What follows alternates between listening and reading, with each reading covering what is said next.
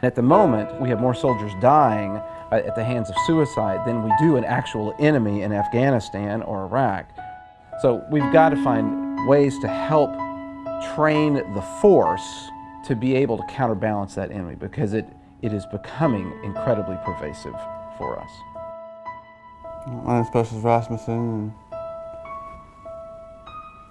7 months ago I tried taking my own life by shooting myself in the head. Bullet is still on the back of my skull. Jaw was completely shattered, still is. I had the options. I had the care, I just didn't take it. I thought I'd be better off, or manlier, or what do you want to say, do it just to help myself. Build up my kids and wife, my parents, brothers. I didn't want to make it someone else's problem, you know? It wasn't their problem. Being in limbo, job sucking, trying to advance myself in a career. So I drinking pretty heavily during the day, after work, which wasn't making a good situation at home. I come home, see her to work. More like a, hey, how you doing? Bye, I love you. Knowing I had family to take care of, and I failed them, was finally the breaking point. In this green notebook for my family, there's a letter for each person, saying sorry and how I was going to be better off, and I turned the gun on myself and shot myself. I've never met anybody in all of my interventions who truly wanted to die.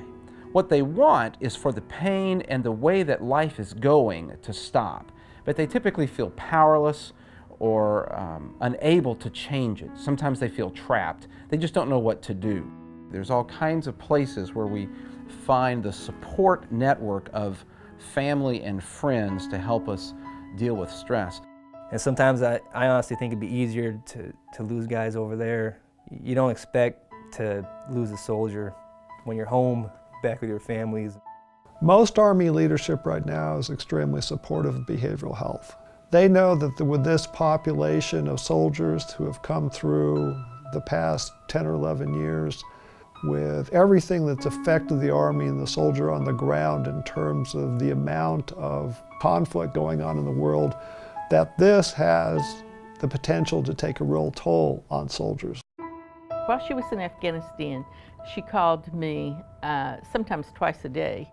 She would go out with the chaplain, and she went to carry the rifle and protect him and to assist him with whatever needs he wanted. They went to the hospital on regular visits. She shared with me how horrible it was to see the Afghani kids that were in the hospital and that were, they had been injured. I kept saying, well, I want to hear about this when you get home. So she came home, she came into the living room and she sat down and she says, okay, I'm going to answer all the questions you want to know about Afghanistan, and then this is going to be a closed subject. I'm never going to speak of it again. Things were not going well. She called and I was in this meeting, so I couldn't really interrupt, and I chose not to answer it. Maybe an hour later, she called again. Again, I chose not to answer it, and I had a wedding I was going to. So she called and I said, well, I'm sorry I couldn't talk to you. And she said, I just wanted to tell you that I love you. And I said, well, I love you too, Galena. And I said, we'll talk later. And she said, goodbye. She never ever said goodbye. We always said bye-bye, see you later, something like that. This was a very formal goodbye. My antenna went up and I said, now that sounded ominous. And she's one for drama. Probably not. I'm sure it's okay. So I dismissed it. She did not call me that night. The next morning at 6 a.m., a young man who lives with us heard a knock at the door, came and told us, there is some military people here who want to see you. They told me that she had taken her own life, that she had shot herself. If they always say they're on top of the world, but today they say they're just fine, something has changed within them. And that is an invitation for someone to ask them, hey, what's going on? It seems like you're not your typical self today. Does something feel a little bit out of kilter with somebody?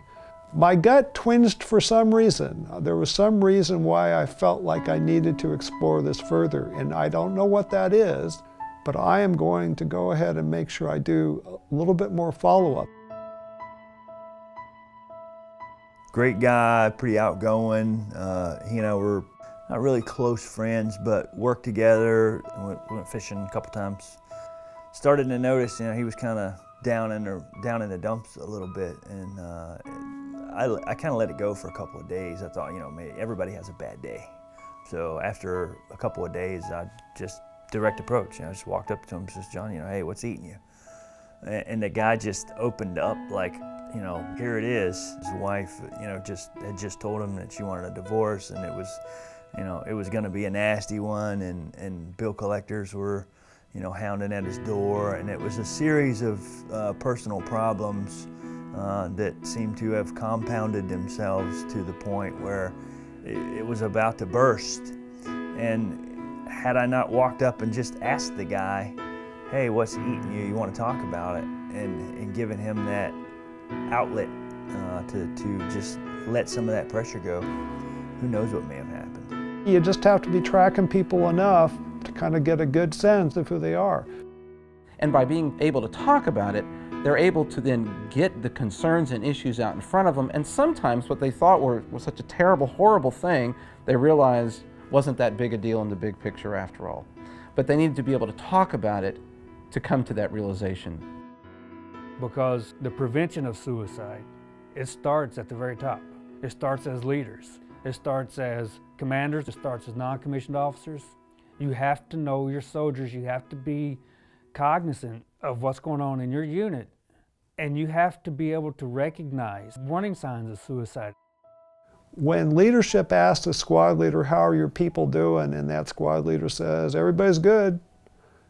Well, what do you mean good? And they can't really go much further. That would be something to drill in on. Get in enough depth with the squad leader that the commander can be more assured that the squad leader seems to be aware of what's going on in their soldiers' lives. Sometimes what happens with leadership is that they do drill in to some degree, and some service members push back, don't want to reveal some things. That might be a sign too that basically that there's enough stresses that it needs to be just looked at a little bit harder. Those soldiers are the ones that you have to ask them, because otherwise they won't say anything and they'll just keep that stuff bottled up inside them. I mean, there's always going to be the guy or the gal that no matter how much you ask, no matter which direction you approach it from, they're going to back themselves into a corner and not want to open up. But you just gotta be persistent. I think it's very important to know the ins and outs of your soldiers. If they feel it's important enough to tell you, it's something that you need to hold close to you. And once you know your soldiers, you'll be able to notice whenever they're not being themselves. I talk to my soldiers all the time. I want them to feel comfortable around me, and so that they can tell me whatever's on their mind. When a soldier feels like their leadership has an investment in them, that they care about how that soldier's life works, then that soldier's more willing to talk, which then gives the leader an enormous amount of information to know how to pinpoint where the struggles are and get that soldier the assistance that he or she specifically needs.